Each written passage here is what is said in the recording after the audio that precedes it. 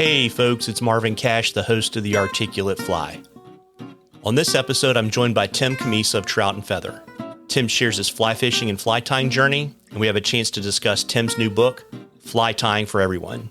I think you're really going to enjoy this interview. But before we get to the interview, just a couple of housekeeping items. If you like the podcast, please tell a friend, and please subscribe and leave us a rating and review in the podcatcher of your choice. It really helps us out. And as we continue to create and distribute more diverse content, you may want to consider downloading our iOS or our Android app. We organize our content by category so you can go straight to the content that interests you the most. The apps are free and the links are in the show notes. Alternatively, just search The Articulate Fly where you get your mobile apps. Now, on to the interview. Well, Tim, welcome to The Articulate Fly.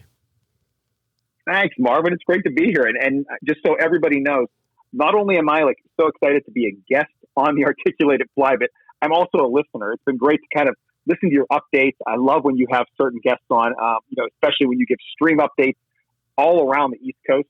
So what you're doing has been awesome, Marvin. Thank you so much. Oh, I super appreciate that. And it's fun to watch your stuff on the internet. And it's also fun to bump into you and actually talk to you in person. And looking forward to doing some of that in this new post-COVID world, knock on wood.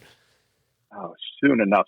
I'm hoping to maybe see you at the International Fly Tying Symposium, because I know we've connected there before. Do you plan on being there too? Yeah, that's my plan. And I may actually, as opposed to flying up for the day, I may actually fly up and spend the night and stay for the banquet since it's the 30th year. Oh, awesome. Yeah, it's going to be a great banquet. I mean, the whole experience there, it's such an awesome fly tying community. And that's kind of the big event, at least in my mind, that pulls everyone together. Like you said, Chuck Furimsky's holding the 30th anniversary. Let's just, knock on wood, everything's safe. We can have just a fantastic symposium and just see a bunch of incredible tyers just sharing their creations with everybody. Yeah, absolutely. And, one of the things, since you're a longtime listener, is we have a tradition. We always ask our guests to share their earliest fishing memory.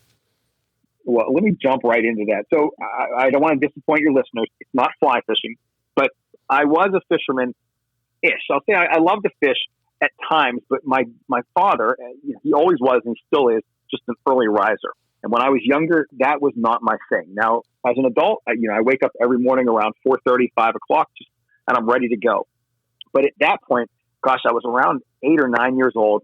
It was the first day of trout. And this is like a ritual in Pennsylvania, which is where I'm from. And my dad woke us up as early as I can remember. We drove to his favorite trout stream. And then not only did we hike up that trout stream, but he wanted to go up this tributary as well, because he felt that that's where the fish were going to be. And I can remember just trotting up through the water. It's really cold. I'm tired. And eventually he set me down on this log. And I'm sitting on this log, just waiting for the opening bell, in a sense, because whatever time you're allowed to start fishing, that's when you can make your first cast. And, my dad was just really chomping at the bit. I was just kind of there. I was along for the ride. I was going to fish, but I just remember being on this log, and I had made the big mistake of staring into the water. And it was so cool because it was just like looking into this aquarium, and I could see everything going on, these little insects, the water rushing by. It was so fascinating. But then it was also really kind of, I don't want to say captivating, but in a sense that it started to make me very drowsy. And after about 5 minutes of staring into the water, I was now drinking the water because I fell right in. This was before the start of the season. My dad was furious because here I am, this little boy, first day, early spring, a really cold day, and I'm dripping wet. So you can imagine what we had to do. Onto his shoulders I went, and we trudged back to the vehicle because we had to change clothes and I had to warm up. So we missed opening moments of that first day of trout fishing in Pennsylvania. Thank goodness that has not happened since. But that's the first memory I can really just grab a hold of, Marvin. Yeah, very neat. And so when did you get pulled to the dark side of fly fishing? Gosh, I would say what's interesting, unlike a lot of people, for me, fly fishing didn't come first. It was fly tying. When I was around 10 years old, my parents enrolled me in this after-school program with a couple individuals that taught us how to tie flies. It was so cool because it wasn't about catching fish. It was just about making these creations onto a hook. And I just fell in love with it. I was captivated by it. My Uncle John, he actually came and he helped out. And I found out he was really big into fly tying and fly fishing. But it was weird because we were making all these creations, and I'm sure they explained it at the time, but for the first 2 or 3 months, it was just all about the time. And I never put 2 and 2 together that we were going to actually use those to catch fish. So unlike so many others, the time came first, like literally. And then a few months later, once I was able to start to put everything together, then I realized, oh, fly fishing is a part of this thing too.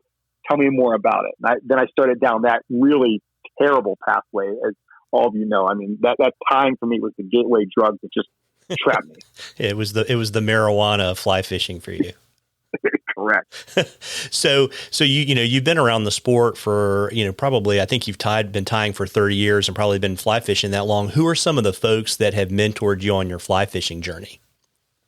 Oh gosh, I've been very fortunate. I think I've already mentioned my father. He likes to fly fish. It's not a passion like it is for me, but it's been great to have my dad there. He's been just such a strong supporter of everything along the way. And he's given me so much advice for my YouTube channel and just, everything in general. So he was kind of that start.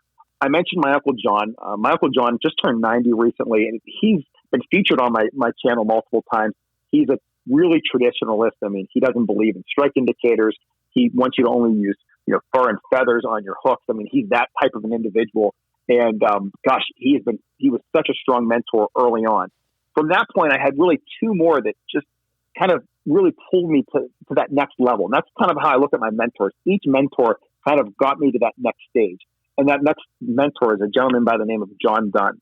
And he was the one who kind of pulled me to say that fly fishing, though it exists in Western Pennsylvania and some of these delayed harvest areas, it's more than that. And he started kind of pulling me to central Pennsylvania. He pulled me all the way to Montana, to the East Coast. And he really kind of brought me out of my shell and introduced me to so many other areas of fly fishing and fly tying, because he was just an exceptional tyer. He still is. And he's just really very minute with everything he does. And he taught me so much. But then most recently, I think I mentioned this individual as well, was Chuck Frimsky. He's the individual that started the fly fishing show before turning it over to his son, Ben. And Chuck and I had a connection because a number of years ago, maybe 5 or 6 years ago, he invited me to tie at the International Fly Tying Symposium. And to be invited was such an honor, but I had an obligation. So I had to turn him down. And I felt so just awkward having to call Chuck Frimsky back and turn him down. But I did. And I think that upset him because he doesn't get turned down very often. So he kind of called me back the next year and we emailed back and forth. And he said, "Hey, can you do it again?" And he made this joke like, "I only asked twice. Like, you better not say no again." And I was like, absolutely. I was just so, just above the world to be invited to that symposium. And it was really cool because I got a chance to know Chuck a little bit there. But whenever he's at the show, he is just moving and introducing speakers and making sure everything's the way it should be. And you don't have a lot of time to talk to him there. So I don't feel that a lot of people really know Chuck Frimsky. But then he has this other event called the Fly Tyers Reunion. It's held in Seven Springs in Pennsylvania once a year. We're planning on having it this fall, maybe a private event. We're not quite sure yet. But at that event, it's a little bit more low-key. It's a free event for everyone to come. And he brings in a bunch of tyers, and it's kind of a celebration of the year. And I had a chance then to spend more time with him, to start fishing with him, to see that he's an exceptional tyer. And we develop a friendship. We talk on the phone, 2 or 3 times a week. We fish together as much as possible, even though he lives over in Ocean City, New Jersey now. But I mean, any chance we have to hang out, we do it.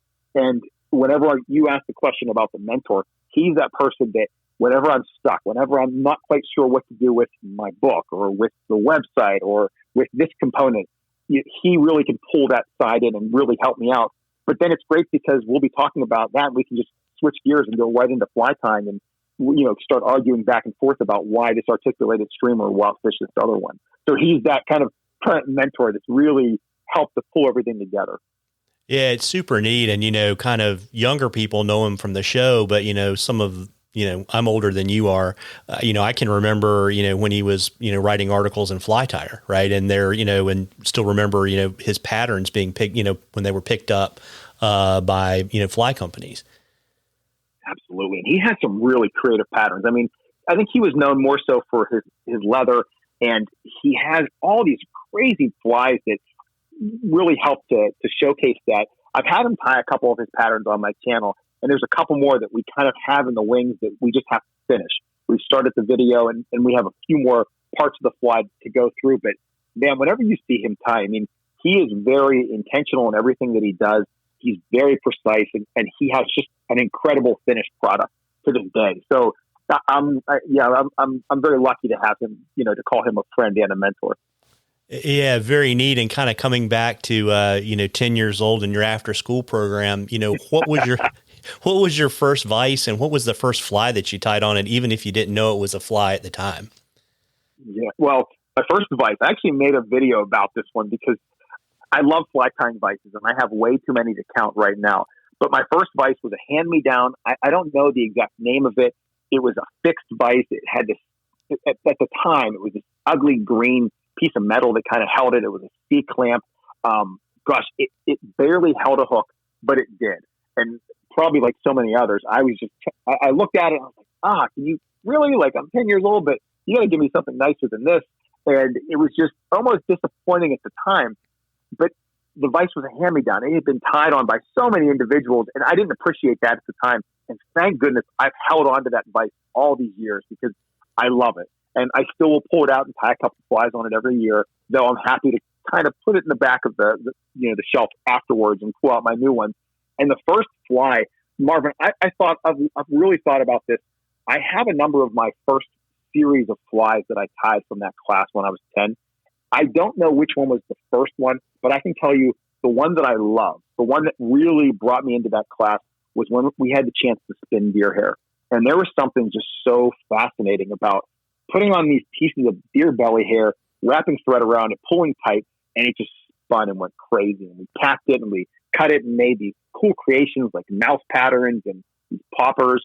And then you stand up and there was just deer hair all over the place, and no one was yelling at you to clean it up. That was really what pulled me back, just seeing those really cool deer hair creations. Yeah, you can get in a lot of trouble at home if you don't get the deer hair picked up. Oh, without a doubt. I mean, I feel bad. I have a 1-year-old daughter, and my wife is always on me saying, "You have to get all of these materials out of here. She can put this stuff in her mouth." And I'm like, I know, but I got to get rubber legs on this cicada pattern. Come on. Yeah, there you go. And so it's interesting, right? Because fly tying is so collaborative, and it's always interesting to talk to tyers because I always like to hear about who they watch and why they watch them and how they influence each other. Oh, without a doubt. Well, what's really cool, and I'm sure we'll talk about this throughout this podcast, as a fly tyer, and I know you've been in this game as well for X amount of years. And can you imagine 30 years ago? I mean, I got into this a little bit over 30 years ago. The information that was out there was so tough to come by. And now there's so much of it. And there's so many tyers that are willing to share like the keys to the kingdom with you. And that's the part that is just absolutely wild, that you have access, via social media to so many of these tyers that are like at the top of the game right now. I mean, the ones that I love to follow, and I'll give you some reasons for them. I mean, in my mind, one of the best is Tim Flagler. He has such great informational videos. He just has a sense of the vice. He knows what he's doing. He speaks with confidence, and his flies catch fish, which I think is the theme through all these. My favorite tyers. They all have patterns that catch fish. There's a younger tyer out there that I think is doing really phenomenal stuff. His name's Gunnar Bramer. His patterns are really wild. They're for larger fish. They're not just for trout. In fact, every time he and I are talking on the phone, he kind of gets a kick out of it that he has so many YouTube subscribers that are more trout fishers than, we'll say, pike or muskie, those big fish that he loves to chase. He gets a real big kick out of that because to him, it's just, that's a small trout you're after. Like, I'm after the big boys. But some of the patterns that he's coming up with right now are just really cool because he's tying these large patterns that can shed water. They're easier to cast, that type of stuff. So I love to see his current stuff. I guess a fellow Pennsylvania fly tyer and fly fisher that really is at the top of my list is George Daniel. He was a member of Fly Fishing Team USA. He's in my home state. He's coached the youth Fly Fishing Team USA team. He's now one of the instructors at Penn State University for their fly fishing class. And you never know what he's going to come up with or share next. He's got a YouTube channel, and he just, he's very free with information. So he's another one that's top of my list. I'll shout out a couple other quick names. I don't want to bore your listeners, but for anyone who's taking notes, some younger tyers that really I don't know, they blow me away, especially on Instagram. Justin Aldrich is one. He is really known for his Euro nymphs and his jig nymphs. He ties these jig streamers that are phenomenal. I actually cited him in my book because he just does some really great stuff. There's another person, a tyer, his name is Justin Bruce. He ties this really cool thing called the Houdini weave with wire. So I follow Justin. Nicole March is another phenomenal tyer. Her work with peacock quills is just phenomenal. I mean, I kind of referenced her multiple times on a number of articles that I've written. There's somebody else, I can't remember what country he's from, but his name is Evgeny Borovin, spelled Borovin. And he ties these, like, imagine a catskill dry fly, but he also weaves in maybe a piece of partridge kind of in between or in front of the hackle. So you have this fly that has really straight lines, but it has this beautiful Hungarian partridge feather weaved within it. Just those fibers kind of going all over the place. He just has just something to his patterns that what's unique about him compared to so many others. When I see one of his flies, like, I know immediately it's one of his. And I think of all the tyers that I've mentioned, I have a couple more. He's the one that I click the save button on Instagram more than others. I'm blown away by his patterns. Devin Olson, he's another person that he's kind of another mentor to me. I talk to him as much as I can, but his flies are very functional. They catch fish, and he's very thorough when he explains them. And I think the last individual that I'll mention as of right now would be Phil Raleigh. Phil's been another mentor of mine. He's known mainly for still water applications, but he's a phenomenal tyer. He's excellent. I mean, he lives up in Canada, and I always look forward to hanging out with him at the symposium too. So that's a few of my list. I can come up with another half a dozen if you want, but we could be here all night talking about others and just the notion of collaborating and following them and being inspired by these people. Yeah, absolutely. And it's super helpful too, because kind of the curse of social media is there's no curation, right? So, you can kind of lose your mind trying to kind of find the needle in the haystack. So it's super helpful that you've kind of given folks, 6 or 8 names, if they're not familiar with these folks, to go check them out on social media and know that they have the goods, for lack of a better word. They definitely do. Absolutely. And if they didn't hear me say them properly, tell them to reach out. Anyone listening, reach out to me and I can give you a comprehensive list of those that I follow. Which the downside of this, and Marvin, I think you kind of hit on it. There's so much content out there that I'm telling you about these, 5, 6, 8, 12 people that I follow, but you can't keep up to date with everybody. And that's the tricky part. Even those ones, I know I'm missing stuff with them because it's social media. It's such a beast right now, and that content just keeps coming out that it's easy to miss information from these individuals and others. Yeah, absolutely. And, one thing I always like to do, Tim, when I have tyers, whether they're, you're not a production tyer, but, you're not just a dude sitting at home tying flies either, is I always ask folks like you to share, 2 or 3 tips that mere mortals like me and other tyers can use to up their game. Well, first of all, I'm a mortal too. So just because I got a book out and a little YouTube channel, that doesn't put me at that top echelon. I love to tie. And whenever I tell people I've tied for 30 years, that doesn't mean I've been tying professionally for 30 years. I've tied for over 30 years. So I'll give you some tips though. I will tell you a few tips based on what I've learned over the years and what kind of helps me move forward. Number one, whenever you're tying patterns, the first thing that I really recommend to others, when you tie X pattern and you tie a second one of X pattern, compare the two. They should look identical or nearly identical. If not, you have to say to yourself, something went wrong. And it typically all comes down to proportions or material selection. So whenever you're selecting material, cutting a material, selecting a hackle, cutting deer hair or whatever, you have to really find a way to reference it to. So whatever you did on the first pattern, you'll make those same operations on the second pattern and every pattern thereafter. So in my mind, whenever I have a fly that I really love, if I just tie that Perdigon and this one looks just smoking off the vise, I'm going to set it aside and I'm going to look at it and constantly be using that to compare it to the other flies that are coming off my vise. I mean, if you look in my box of Euro nymphs, every tail is nearly identical going down a row. If I have 3 rows of size 16, unless there's something I'm doing, unique with a few of them, all of the other ones, the tips should be all the same length going down that row because I know what I use, to guide my proportion for a tail. So that would be kind of tip number one. Really make sure your patterns look as close as possible to ensure proportion, which leads into tip number two. Be generous with your razor blade. And what I mean by that, when you tie something that doesn't look quite right, grab that razor blade and cut everything off a hook. Just cut it off the hook. I know many people say, well, hey, come on, Tim, ugly flies catch fish too. In my mind, they don't catch me. And what happens whenever I put those, I don't want to say ugly flies, but a fly that just wasn't up to that highest quality. When I put it in my box and I'm on the water and I go to select a pattern, that pattern that just doesn't look quite right to me, I probably won't put on my tippet. And when it does make it on there, I'm probably not going to have as much confidence in that fly as I would another. And I probably won't fish it to whatever degree it deserves. And knowing that I may not do that, it's probably not going to catch any fish. It's going to go back in my box, and we're just going to have this terrible cycle with those flies versus just not putting it in there in the first place. I mean, like so many others, I had to learn that the hard way, where I would tie flies that probably weren't my best when I was younger. But it was a fly. It was finished. I could kind of get my tippet through the eye, and it went in my box. And that was the biggest mistake I really made. So that would be tip number two.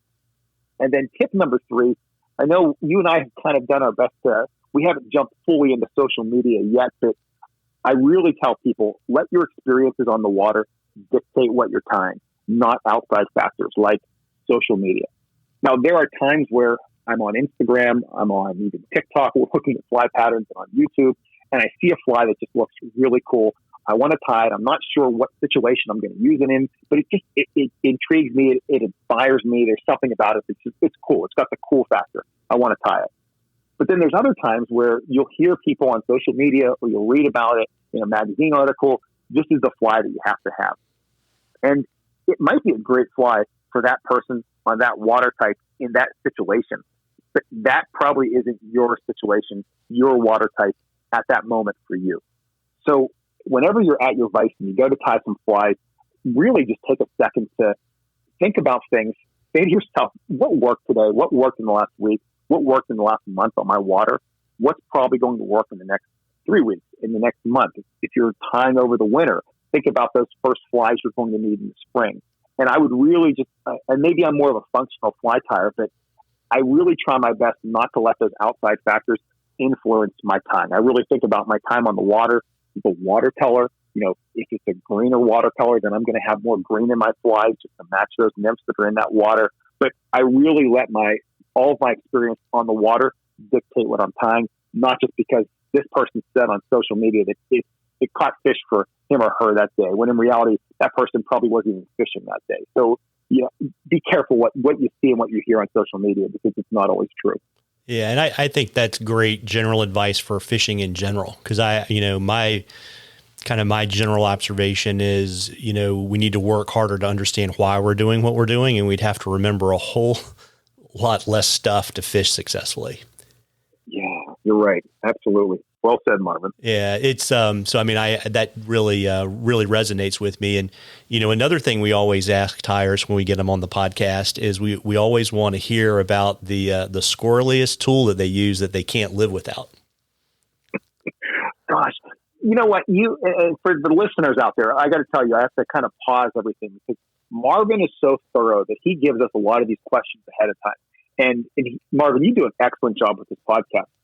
So I'm looking over this question, and it really bugged me. And I actually went through my fly time drawer, and I was trying to pull out things that I thought were kind of out there. And I have a tool that's kind of out there, but it's nothing I could live without. So I decided I'm going to flip the question, because unlike a lot of your listeners who tie flies, there are two tools that I don't live with that probably everybody out there does. And the two tools I don't use are a whip finisher and a threader for your bobbin. So I don't use them. I use a hand whip finish. And for any of your listeners that do that, awesome. I feel like it's a brotherhood of those of us who just use our hands and not the whip finisher. I'm terrible. I mean, if I have to show somebody how to use it, I have to kind of think to myself, how do I use this again? I'm like, oh yeah, that's how I use it, because I literally never use them. And when it comes to a threader, there was this fly tyer in Pennsylvania years ago. I believe he taught the Penn State course back in maybe the 50s or 60s. His name was George Harvey. And whenever he would thread his bobbin, he would always stick his thread up through the bottom of the nozzle, then suck on the tip to suck his thread through. And he must have shown so many people that in my area, it seems like so many people that thread their bobbins that way. And just from watching others over the years, that's how I've always threaded my bobbin. Until one time when I was in the middle of a fly tying demonstration at a fly fishing show, and my thread slipped out of my bobbin. I went to, suck it back through, and it just wouldn't work. And here I am in front of an audience of like 50, and I have a bobbin. The thread's not going through. I don't have a threader. I mean, Marvin, how sad is that? Here I am, I'm a fly tyer and doing a professional demonstration, and I don't have a threader on hand.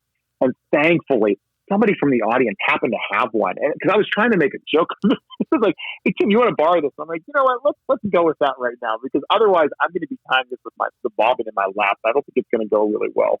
So those are the two that I don't use. So I apologize for changing your question, Marvin. No, it's all good. It's funny. So that's how I thread my bobbins, which the benefit is you never have to worry about anyone asking to borrow your bobbin.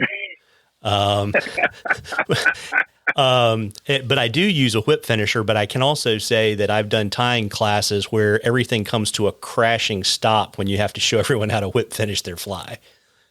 Oh, that's the worst. Yeah. And I feel bad because I think back to those days too, when you've tied a fly, you have it nearly complete.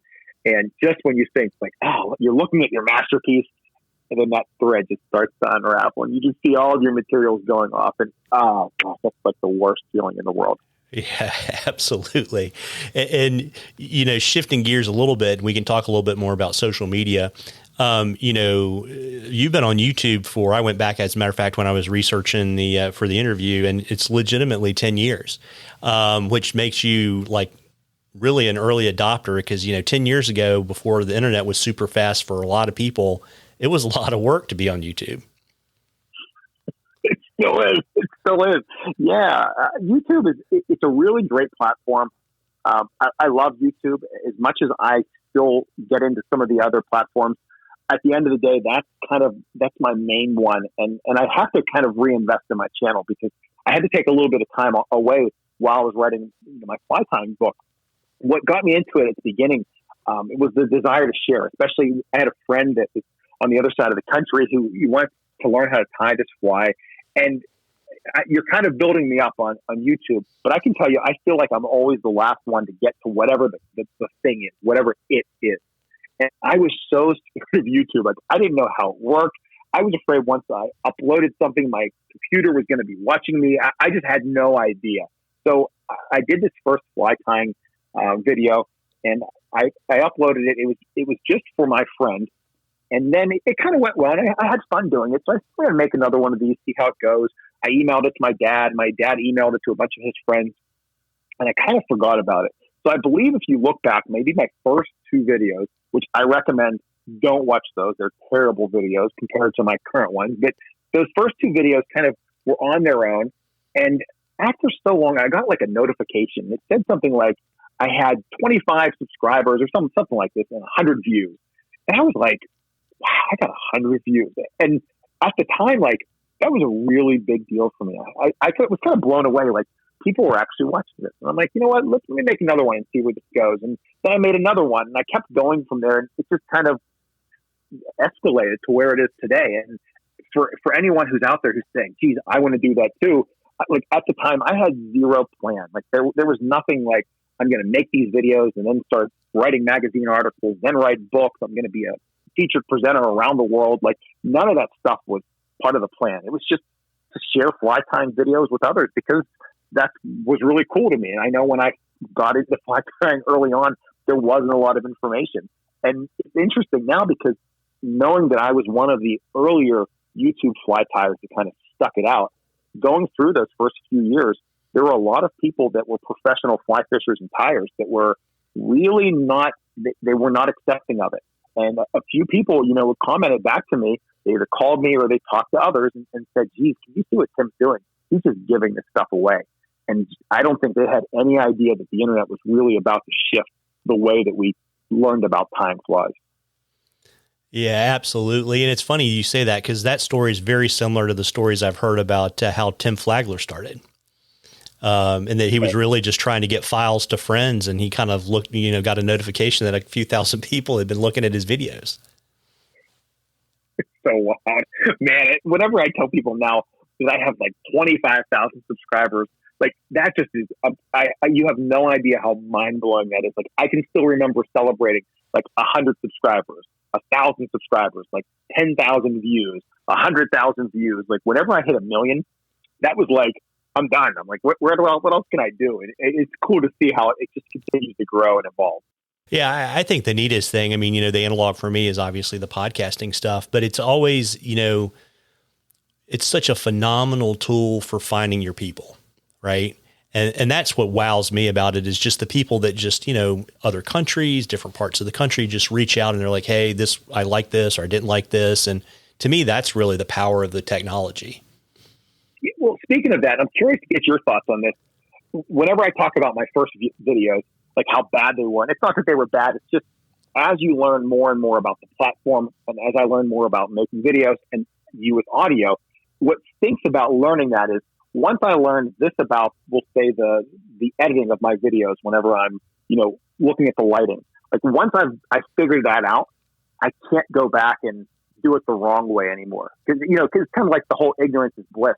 And I think that's what's really been, I don't want to say frustrating with YouTube, but it's something that is definitely, it weighs on my mind because once I got my videos to a higher level, they had to stay at that level, which means you put a little bit more time into planning them, more time into filming, more time into editing, which means the videos aren't coming out as often as they were before. I don't know if you find a way to connect that to podcasting as well? Yeah. I struggle with that. Right. So, I'm pretty type A. I'm a lawyer is my day job. So, I try to plan and have a pretty kind of like you have a high idea of what I want to put out. I would say, what I find fascinating about social media, and I don't have a really good answer. I push myself to ship regularly and not polish the apple too much, but you sort of see this tension between connection and quality, right? And it doesn't mean that the quality can't be good, but I suspect there's stuff that you and I lose sleep over that no one cares about. Oh man, you have no idea. Right. I'm sure about that. Yes. Right. And so you sit back and so I'm always struggling with, because I think the secret to being successful in whatever your digital medium is consistently showing up. So that's the struggle that I have, right? Is trying to, to consistently ship and understand that some of the stuff that I get worked up about, no one cares about. Yeah, that's great advice. That's really great advice. So, but yeah, it's interesting, but being a one decade dude on YouTube, you clearly, the platform has evolved and I'm sure your approach has too. How have you had to change the way you use the tool? Gosh, that's a really great question. And I'm currently I'm attempting to evolve my YouTube channel a little bit. I ran into a snag recently and I think I have a solution. I won't announce that yet, but really what I've been focused on was at the beginning, it was really about education, about information, tying flies, giving their backgrounds, talking about ways to fish them, that type of stuff. I was always, I'm a teacher by trade, so I teach right now 6th grade. And I knew I could deliver the information and I could deliver it with some enthusiasm and my passion. Because to me, this is what I live, what I breathe, what I love. So I knew I could always do that part of it. But one area that I know is not quite there, at least when it comes to YouTube and fly tying and even fly fishing, is the entertainment side of it. So that's kind of been my approach has always been make sure the information I give is solid information. It's information that has worked for me. That at least if I put it on my channel, I've tied the fly, I fished the fly, it's caught fish, I've done information on it, or as much information as I thought I needed to do, which sometimes isn't enough. But I try to put a lot of a legwork into all those patterns, into all those flies, into any of my suggestions ahead of time. If you saw me tie it 5 years ago, I was fishing that fly 5 years ago. So I really believe that. But I also understand with a lot of the stuff that I watch too, you watch some stuff on YouTube, on Instagram, wherever, and it's just putting me to sleep. And I want to make sure that I'm finding that balance, between the information, but also make it a little entertaining for people. And at times I have to watch because I tend to be very sarcastic, and I try not to come across that way in my videos. But if you try that approach to entertain others, sometimes it could be taken the wrong way. So that's been my approach, has always been deliver really just solid content. But now I want to make sure my enthusiasm shows through and also bring a smile to people's face. So I hope as my videos continue to move forward, that's kind of the approach that you see within them. Yeah, it's interesting you say that, because I think the challenge is, we feel this tension of, what we think we need to do for however you want to measure it, be successful or impactful. And then you always have that thing, like you want to be entertaining, but you want to be entertaining in a way where when people meet you in person, they're like, you're not two different people. Right. Yeah. You're right about that. Right. And that was one of the things when I was reading your book that, you write the way you talk. Right. Which, some people don't. And so, I was like, having seen, knowing you and then seeing you on YouTube, it was Tim, and it's Tim's book. Right. Well, I'm a talker on YouTube. I'm not going to lie. I mean, there's definitely people who literally just comment, I thought this was a 2-minute video and you talked for 8.5 minutes. And like, that's it. I'm Italian. I love to talk. For anyone who's ever seen me at a fly tying or fly fishing show and I'm at my tying station, I don't tie. I mean, I'm there to meet and connect with others. I guess to me, I really love the notion that YouTube has been able to bring so many people into this smaller world. And whenever I'm out there, like, I don't want to be tying a Paragon and have somebody watch it. And, I'm just completely entranced into the fly. Like, that's not what it's all about. It's great whenever people just come up to me, they hear my voice and they're like, I know your voice. It's you. And I'm like, what's your name? And we can connect and talk about where they fished recently and the flies that they like to tie, because that's what this is all about at the end of the day. It's just really making those connections. And it's just so awesome when we can kind of put a face to that voice that we've heard, or if it's somebody who's been commenting on my videos for years. I mean, it is just wild. Whenever I was in Denver a couple years ago, and this gentleman Russell came up to me, and I'm like, oh my gosh, like, you're the first person to comment on every one of my videos. Like, and I was able to shake his hand. We were just able to BS for a little bit. It was awesome. So that to me is one of the cool factors of YouTube. Yeah, absolutely. And, we've talked a little bit about some of the folks that you watch, but, and we've touched on, kind of, it's awesome that we get to have all of these voices, but you kind of want a little bit of curation. So what are your suggestions for tyers about how to use social media to up their tying game? Gosh, that's a great question. First of all, what are you trying to get out of it? So if somebody's using social media, what's your purpose? Because I have a ton of people that will reach out to me who want to know, like, how can I do this? How can I get more followers? How can I get more subscribers on YouTube? How can I get a sponsorship deal? So I guess what my first question back to others is really, what are you trying to get out of it? So whenever, I saw your question, it was about, how can tyers use social media to up their game? And I guess I have to ask, I'll ask you to rephrase it. Are we talking about how to improve their flies or how to get to whatever their next level is? Yeah, I would say improve their flies. There are only so many problems we can solve with the articulate fly, and, turning everybody into a social media influencer is probably too much for us to bite off tonight. Okay, perfect. Well, and that's what I thought. So here are a few suggestions I have. If you're going to use social media, because in my mind, I think social media is a positive. There are definitely a bunch of negatives out there. I ignore them. When I see negative comments, I delete them. I mean, that part of social media doesn't exist to me.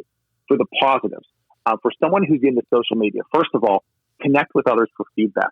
I don't care if you're in a Facebook group, on Instagram, if you're in Twitter, don't be afraid to share a picture of your fly and ask others for feedback. Don't be afraid to send that pattern to somebody that you think wouldn't even answer you and see what they say. I mean, send it to Tim Flagler. See if Tim will give you feedback on it, but be careful. And because what's tricky about this is whenever people send blind flies to me and they want feedback, I'm not sure if people can handle feedback. So it's kind of a two-headed suggestion. Please connect with others for feedback, but also be careful, because sometimes if I see a fly and I can't even see the eye of it, my first comment's going to be, are you going to fish with this fly, or is this just for a display box because we can't tip it through the eye? So I guess there's so many people who want feedback, but I really try my best to make it constructive for them. because I don't want to hurt someone's feelings, because to them, that might be the best fly they've ever tied. So I really, whenever people ask me for feedback, I try to give one positive and one area that they can improve. So when they're connecting with others and they're asking for feedback, try to be specific in what kind of feedback you're looking for. Maybe just say, hey, I tied this for the thorax. Is there another material you think I could have used? Or is there a way that you would recommend that I try next time? So ask people for feedback, but be very specific or detailed about it. Otherwise, I've seen this happen on Facebook where people just lambaste somebody. And it could be a 13-year-old boy who's posted a picture, or, or a 14-year-old girl who posted a picture of her fly. And you get a few people who are really, really positive, and you get others who don't realize the individual that posted and just almost go into attack mode, which is not what this is supposed to be about at all. It's about improving others. So that's what I would say. Have a little confidence, put that fly out there, and listen to the feedback, because you're going to get some really solid feedback. And if you're afraid of posting it publicly, send it to some individuals and see if they'll give you some private feedback. That would be number one. Number two, if you're into trying out macro photography, try to do so. You can buy these little macro lenses for your iPhone or for your smartphone that will allow you to basically, it almost acts like a magnifying glass on your flies. Now, if you could upgrade some photography equipment or try to find a cheap macro lens and maybe a crop sensor camera, absolutely do it, and start to take pictures of your flies. Because whenever you start to see them under the lens, and I learned this kind of the hard way in a sense, you start to realize that you make little mistakes that definitely can influence the fly. Maybe not to the degree that a fish won't eat the fly, but you start to realize that there's a better way to do what you're doing, and you can improve your pattern. But sometimes we're just tying, we're caught up in the moment, we're trying to crank out flies with the vise because we're going fishing the next morning, that you don't care, you're not quite sure about it. But for anyone who truly wants to up their game, I absolutely recommend investing in some type of macro photography so you can really look at your flies throughout the stages and make changes and improve them later on. And then finally, I said earlier in this podcast, be careful what you see on social media, because some of the stuff out there may not relate to you. But at times, get on social media, see what people are tying, and as you look at that stuff, there's no way that you can't just be inspired and show more creativity in your own tying. And at times, I love to just go onto social media, check out some other patterns, and think like about Evgeny that I mentioned before, like, oh, he's doing this really cool thing with, a Hungarian partridge feather. How can I integrate that concept in another style of my flies? So I really just love to, let social media drive new ideas and concepts and then try them out. And sometimes they'll work, sometimes they won't. So that's kind of what I love about social media. It definitely can help to improve your overall fly time. Yeah, very neat. I always tell people, it's kind of funny because you have the dark side of it. And I always tell people, social media is like a shovel. I can dig a hole or hit you on the head.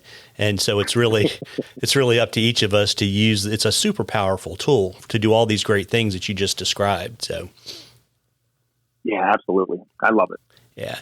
And so, we're recording this at the end of June, and at the beginning of July, your first book, Fly Tying for Everyone's coming out. And I've had the privilege of seeing an advanced copy, but why don't you tell folks where you got the idea for the book?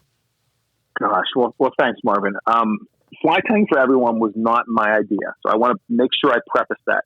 My game plan was to, teach for X amount of years and then retire, fish all the time, and, write a book, kind of like John Garrett style. That was kind of like, in my head, that was the way it's supposed to be.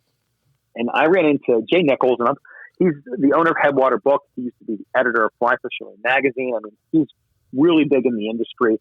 I've been in situations with him before, at tying shows, and fishing situations, and we've even shot sporting clays together. And we just always talked, and I love books, and we've talked books together, and it was nothing more than that.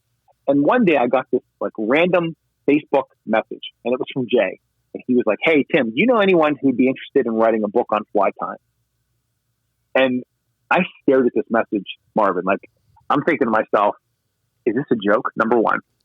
Or did he send this to the wrong person? Because there's no way he's sending this to me. So I sat on this message for I don't know how long, because I was waiting for him to say like, "Oh, sorry, wrong person," or try to retract. I didn't. It was that pinch me moment. Yeah. So we eventually had a conversation, and it kind of centered around the notion of social media, because I love books. I love fly tying books. There's not a lot of current ones out there right now. But more importantly, as we talked about 30 years ago, there were few resources out there, but those that were out there, they were vetted. Like, you could trust them. You knew that for the most part, like, they had been edited. They had gone through the proper sources. And now we live in a time where our resources in fly tying and fly fishing nearly appear infinite, but they're not vetted. We don't know if they really work or if it's just a random creation. And at times we don't even know where to look. So Jay and I really agreed on the concept that there's so much out there, but there's not a fly tying book where basically, if I say you can go on social media right now, if you're into tying flies for trout, and maybe some of the bigger fish, maybe bass and streamer patterns. But if you start watching what you see on social media, my book will help you tie, 75, 85, 90% of those patterns. You'll learn the concepts through that book. It's a vetted book. It has a modern approach, though. And that's what we really wanted to do. Like, and Jay was very clear. He was like, we don't want to write a book that teaches someone how to tie the Adams dry fly. Been there, done that, maybe too many times. So instead, we want to look at it from kind of a modern approach, modern materials, techniques, keeping all the content in an organized manner that's easy to read, but also valuable information. So that was kind of the concept behind everything, if that makes sense. Yeah, it absolutely does make sense. And it's interesting because it kind of flows into my next question, which is, who did you write the book for? Because this really isn't your typical tying book. No, well, listen, come on. It's called Fly Tying for Everyone, Marvin. I wrote it for everyone. That's the title. But no, yeah, no, but I guess what I know where you're going. Yeah. I mean, I guess what I mean, just to help people understand is, this isn't, wind the thread away from you and that sort of stuff. Cause I mean, the first pattern you and I were talking before we started recording is, you're doing a dubbing loop with CDC. So, I mean, it's not a, first night at the vise type of a thing. No, it's not. It's not like here's step one of fly tying, here's step two, here's step three. I would love to say that I wrote this book for beginner, intermediate, and advanced tyers, because in my mind, there's something for everyone in there. There is. It's not going to take you through step one. Here's how you put thread on a hook. That's not what it does. But I guess as I kind of go through the book in itself, I wanted to start off and I wanted to give an overview of kind of the 21st century fly tying. And that's really what it is. Like, what's going on in the 21st century in the world of fly tying? What are some of the most popular vices? What are some of the essential tools? And I kind of, I put it in a way that it lists tools that to me are essential, but then there's also other tiers or categories of them. So I tried my best to pull in some modern materials and tools. And then I went into 13 patterns. It took a lot of time to select these 13 patterns. It was the baker's dozen, because I wanted to find a way to select flies that were unique, were different from each other, caught fish, but also taught fly tying techniques. So I looked at this as, if I'm a person who's new to fly tying, but I kind of know some of the basics. I know how to get my thread onto the hook. I know how to whip finish. And, I can get through that, at least initial stuff. And I want to say, like, what's next for me? That's where my book comes in. So I hope that kind of helps make sense to people, because at the end of the day, I looked at this book as a way to reduce the learning curve for both tyers and even for fly fishing, because I give a lot of fly fishing tips throughout it too. And that was the toughest kind of piece of information whenever I was first getting into tying, was that everything was just so new. There were so many materials out there. There were so many techniques, and it was tough to just want to digest them all, because that's what I wanted to do. I wanted to learn everything today, and it's nearly impossible in fly tying. So whenever I put this book together, I wanted to put it together in a way that if you can tie these 13 patterns, you're doing really good. So for someone who's saying, geez, which one should I tie first?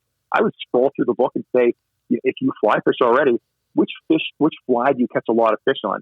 Which of these flies look like it? And start to master that one pattern and then expand from that point. Yeah. And I would say too, like I think the book is one of those books, to your point, that you can come back over your tying career, because you're going to get something more out of it every time you tie the pattern. And, there were kind of some things that jumped out at me. First of all, I would say, folks, that, just to get kind of, Tim's honest assessments of gear and materials is worth the price of admission. But, the neat thing, even more so than kind of the really structured tying tip, feature technique, materials, and how to fish the patterns, is there these little tying nuggets in the pictures. And, they remind me of those little nuggets that you pick up when you go like to the fly fishing show and you spend time with the tires, and those little tricks that, you could spend months by yourself trying to figure out why you can't get it right. And there's a little bold-faced tip. Like, I can think about, your first dry fly pattern, and you were basically telling people how to keep tension on the material to keep the material on top of the hook, so that you didn't end up with a lopsided wing. Right. And that's just one of those things where, there are lots of different ways to skin the cat, but it's a whole lot easier for you to tell us, and then we can go on and learn something else. Absolutely. Yeah. And I'm glad that you noticed those four things: the time tips, the techniques, the fishing suggestions, and materials to consider. I kind of thought to myself, if I had a fly tying book sitting in front of me, what would I want to get out of that? And I knew it couldn't just be, here's how to tie X dry fly or this Euro nymph or this articulated streamer. It had to be more than that. And I knew the step-by-step was going to be critical, because I thought to myself, some people are just simply going to go right to step number one and tie these flies from step one to wherever the pattern finishes. But I also kind of reflected on my own fly tying videos on YouTube. And within those, once I finished tying a fly on YouTube, I like to talk about, here's a tying technique that we did. Here's something that you could, vary your pattern with. And also, here's how you fish the fly. Because at the end of the day, that's what this is all about. I mean, we're tying these patterns to catch fish on them. So these are fishing flies. So I really wanted to make sure that these flies caught fish, but also that I told people, hey, here are some ways that I fish these patterns. If it's an emerger, I want to tell you what that means whenever I say an emerger, and here's how I fish my emergers. So I really, like you said, I felt like I gave a ton of information within those, and I hope the readers really kind of are able to take it all in, and it makes sense to them as well, because I'm glad that the format, resonated with you. Yeah, absolutely too. And kind of back to what we were talking about earlier, is trying to kind of learn, as opposed to just, spending your entire life memorizing steps to tie flies, to think about, when you talk about materials, to consider and say, well, we use material X because this is the behavior we want. And, maybe you want to tweak it and change the behavior so you can try some other stuff. Or, not all of us live, next to a fly tying emporium, right? And you have to substitute, right? And I can think in my own life where you talk to people and they're like, well, I don't have a TMCO, 5623, so I can't tie this fly. And you're like, well, what is it? And it's like a 2X or 3X long nymph hook, those types of things. And I think it's really, really valuable to people to kind of break down those barriers, to help people tie more, right? Yeah. I think the notion of being able to substitute is really essential. I don't know about, people who are listening right now, but if I watch a video and it's Lance Egan tying a fly, like, I want to use exactly what Lance Egan's using. Like, that's me. That's my OCD. I want those exact materials. And if he says that's a good material, I want to buy every color of it. Like, that's how I tend to roll. But it's funny because whenever I'm the one tying on YouTube and I say, oh, we need a peacock dubbing, I have 9 different brands of peacock dubbing. I'm going to grab whichever one's closest at the time. But if that's the one that I held up in front of the camera, I start to get emails from fly shops like, hey, Tim, thanks for showing that dubbing. It's been flying off our shelves. And it's just like, that's the one I happen to grab that time. So it is funny because I'm the person that when I'm the viewer, it's like, tell me everything precisely. And then when I'm the person that's, recommending it, it's like, hey, it doesn't matter. You can use any of these 16 things. But it's funny to kind of look at it from both ends. Yeah, it's funny you say that, right? Because for Lance, you can click on the button and you can literally order every single thing. Yeah. From those guys. But, it's funny too, right? Because when I talk to people that have written books, I'm always curious about the writing and editing experience. And I either get like, I'll never, ever, ever write another book again in my life, or I'm ready to write another one. And so kind of, how did it shake out for you? Well, I'm in the latter camp. I really enjoy the writing part of it. That to me was it was awesome. It was really cool just telling the story of the pattern, trying to make it, I think you mentioned this, I tried to get my voice in there. And I can tell you that I woke up really early in the morning. So we're talking like, 4:30, 5 o'clock in the morning. I made coffee and I would, write for an hour every day or an hour every other day. And I really had to just get that information out there. We'll say just the background on the flies or that initial part or even my acknowledgments. I mean, those were all sections that they took time. You had to really think about it. I had to have a format and an organizer for all of that. So the writing part was really cool. I absolutely love that aspect of it. And then I guess you also kind of mentioned the notion of the editing too. That was the part that really blew me away, because once the book was finally finished, and I mean, I'm telling you, I was just like, it's done. This is great. It's done. I could email it to Jay, and it was all on him. And then it was so funny because he's like, well, you don't have these 25 pictures yet. Can you get those done by Monday? I'm like, oh gosh. So it wasn't done. So I got those. Then it went to a copywriter or a copy editor, and that person sent it back to me, and they had about 60 questions. So I answered those 60 questions, and then it came back and there were 20 more questions. And I had to read it each time, because as I was going through this, I knew that each time, even if it was a month from the last time I read it, there would be something new that I would pick up. And going back to like these YouTube videos and your podcast, I didn't want to miss anything. So I would read everything from start to finish until I was satisfied, and until like we agreed that that's how it should look. So the writing part of it was a blast. I loved putting the words down. And to be honest with everybody out there, since the book's been published, I haven't been able to read it from start to finish. I'm nearly afraid to read it, if that makes sense. I mean, I think I mentioned I love John Gehrig. He's just like my favorite author out there on fly fishing for sure. And I met him one time at one of the fly fishing shows in New Jersey. And I remember he was going to be reading a chapter from his book after lunch. Well, during lunch, as we're eating a burger or something, and I look, and there's John, and he's sitting at a table by himself reading his own book.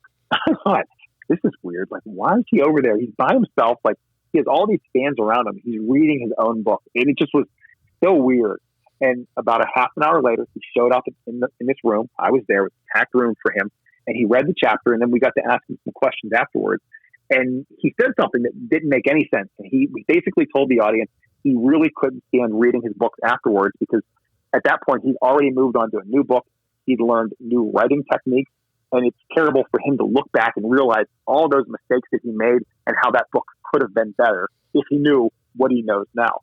And I thought, come on, John, like you're an incredible, like award-winning author. Like your book was awesome. Like be proud of it.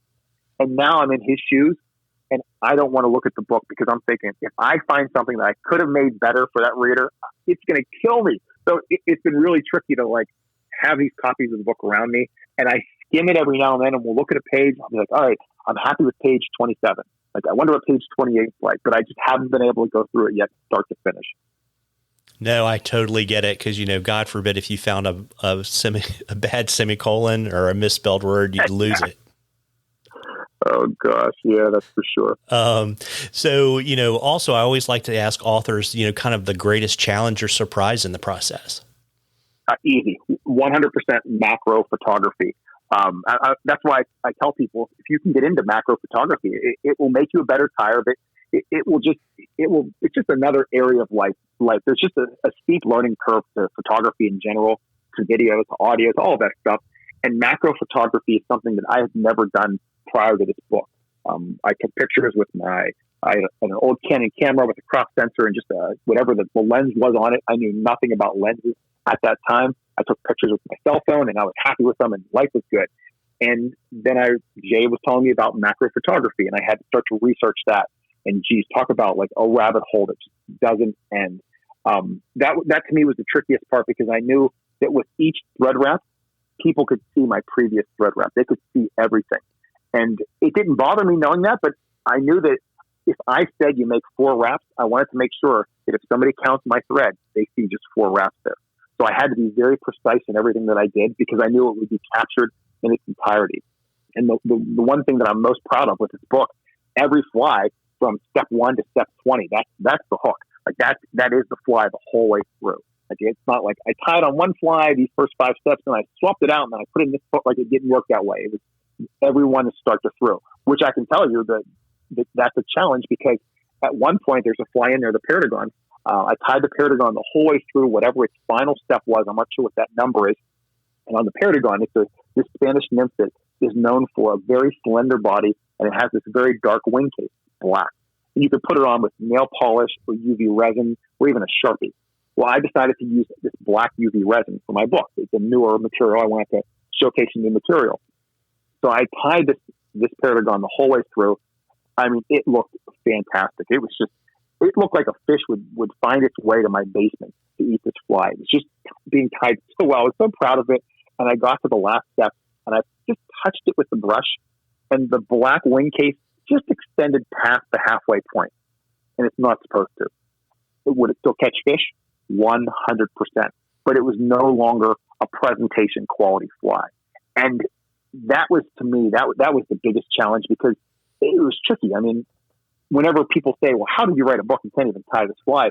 When I'm tying these flies, you have a giant camera with a giant lens in front of you. I have these two lights that are flash. There's strobe lights that are flashing. I have two other lights that are on the other side. I have a background. So you're really working in a very confined space that it's almost not fly tying as you're tying a fly, if that makes sense. So for me, I mean, I remember I finished that fly. I was sick because that was like a half a day thrown away. I had to restart that whole pattern. I went upstairs. I was so bugged by it. And that's where, I mean, the person who's really got me through this entire thing, my wife, Heather, she was like, Tim, it's one fly. You can move on from this. Like, you know what you're doing. It was a mistake. Everyone makes them. It was something that was going to happen at some point during this process. You just take a night off and get back at it tomorrow night. So she was the one that really kind of pulled me back in this, because that macro photography was tough. But man, now that I know it, like, it's awesome. And that's why I recommend it to others. There you go. And, was there anything else you kind of learned about yourself going through the entire process? Yeah. I mean, what I was surprised was at the beginning of this, when I started to tell people privately that I was writing this book, so many people looked at me and they just said, what took you so long? And that would really kind of made me take a step back, because even though I've been tying for all these years, I've made these videos, I'm a trained teacher, I had to remind myself that it was me in this book. I was the main event. And at times, I mean, I would research methods to tie certain patterns, because like I had to find out what's the correct way that you tie this fly.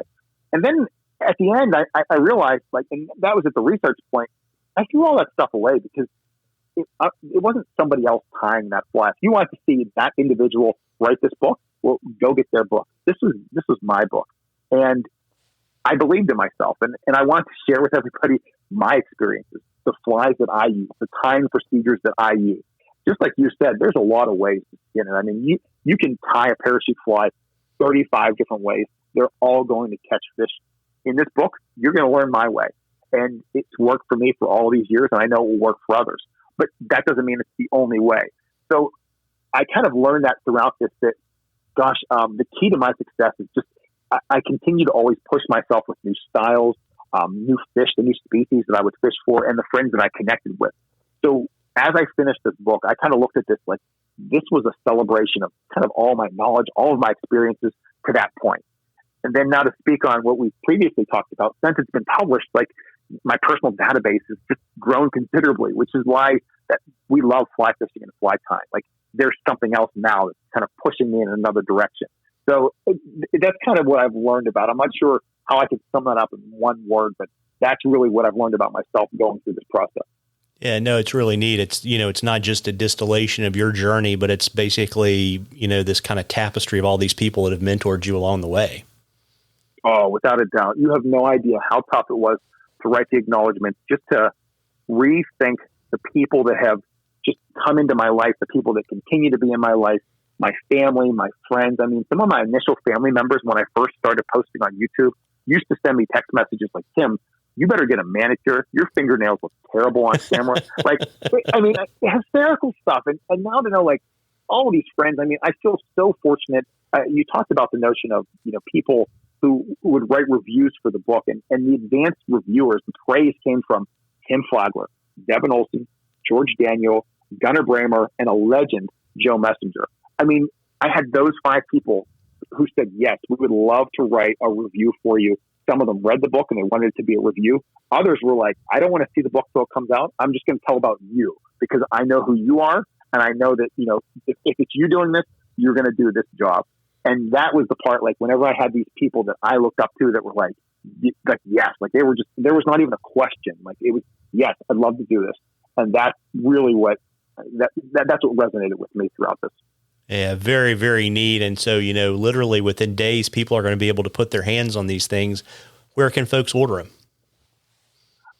They're all over the place. I mean, if they're looking for an autographed copy, they can buy them from me through troutandfeather.com. So especially for individuals living in the United States, that's the easiest way. I'm fortunate to have a lot of fans around the world. It's a little bit trickier for me to do shipping around the world, but I am willing to work with people that way. You can find it on Amazon.com, Barnes & Noble, Target. I mean, any place that sells books, they're there. Fly tying for everyone's going to be in a lot of fly shops as well. So there's lots of places. And I can tell you, when I logged into Amazon one day, and I was looking for something in fly tying, and I typed in fly tying, and it was a list of books. I was like, cool, let me look through these books. And I saw my book, and it was before anyone told me it was there. I was like, something's wrong. I took a picture of the screen. I'm like, I can't believe this. My book's on Amazon. It was so wild to see that. So those are some places where you can find it. Very neat. And I'll drop a link to your site and some of the other places in the show notes. And, obviously we're, a few months kind of coming out of the COVID darkness. So, you may not be quite as primed to do promotion stuff. I had Monty Burke on when his book came out, and he's like, I'm doing an all virtual book promotion tour because I can't go anywhere, but I suspect you're starting to line up events and places you're going to be to promote the book. You want to share those with folks? Yeah, I'm happy to. And it is tricky for me to do some promotions because I am a teacher. So it's tough to take off a day of work to travel somewhere because I am pretty active on social media. People know, my students would say to me, hey, good luck at the Denver Fly Fishing Show. So it's pretty obvious where I am at all times. But I can tell you, I plan on going to some of the big shows because, I'm a regular there and I'm a guest speaker and a featured presenter at most of them. So this year coming up, I'll be at the International Fly Tying Symposium. I'm planning on the Fly Fishing Show in Edison and Denver. I have a lot of Trout Unlimited and Trout Club events lined up already. For those people who are interested, if you're looking for a speaker, I can speak to this book, High Flies. I also do PowerPoint presentations. I do book a lot of public and private events. And because of, what we've had to go through the pandemic, I'm able to do that remotely via Zoom. So if there's anyone who's interested in doing that, you can find out all about that stuff through my website, which is troutandfeather.com. There's a little link called Speaking. If you click there, you can kind of figure out some ways that we can interact. And also on that page, I have my public schedule. So one thing that I'd love to do, and it's the social media aspect, every Monday through the spring into the early summer, I was live on Instagram at 9 p.m. And it's been so cool to connect with people during a live show. So for my book release, I plan on, it will be in the wind by the time this show airs, but doing a couple live events through YouTube, through Facebook, through Instagram. And I plan on doing a few more of those through the fall as well.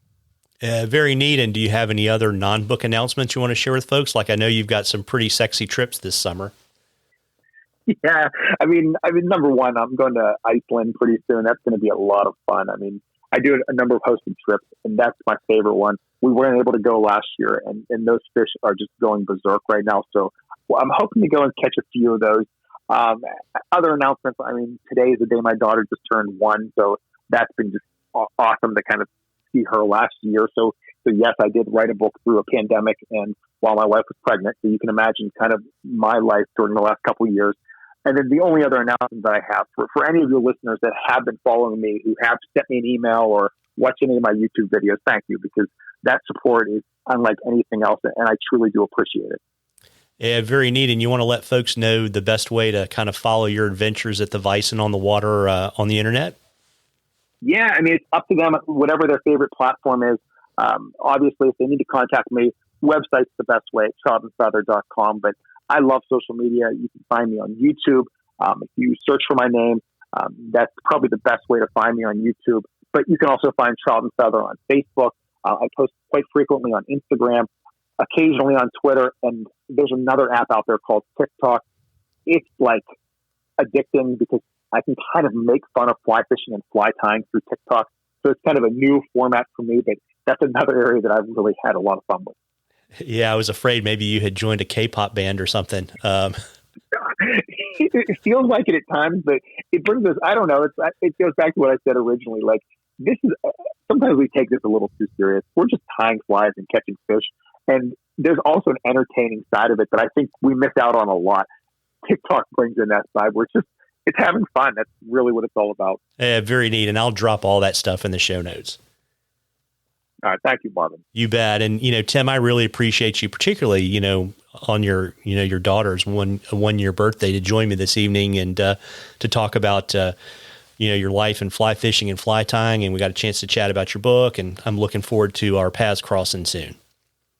Oh, thanks, Marvin. And again, just like I said at the top of the show, everything you've been doing with your podcast, blogs, your fishing reports, it's phenomenal. And I'm not sure if people out there, if you understand like the work that Marvin puts into this to keep the articulate fly going, just the work away from his family. Everything you're doing is just an incredible resource for all of us. So thank you, Marvin. Oh, I super appreciate it. And, thanks again for joining me. Have a great evening, Tim.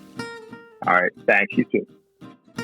Well, folks, I hope you enjoyed that as much as we enjoyed bringing it to you. Again, if you like the podcast, please tell a friend, and please subscribe and leave us a rating and review in the podcatcher of your choice.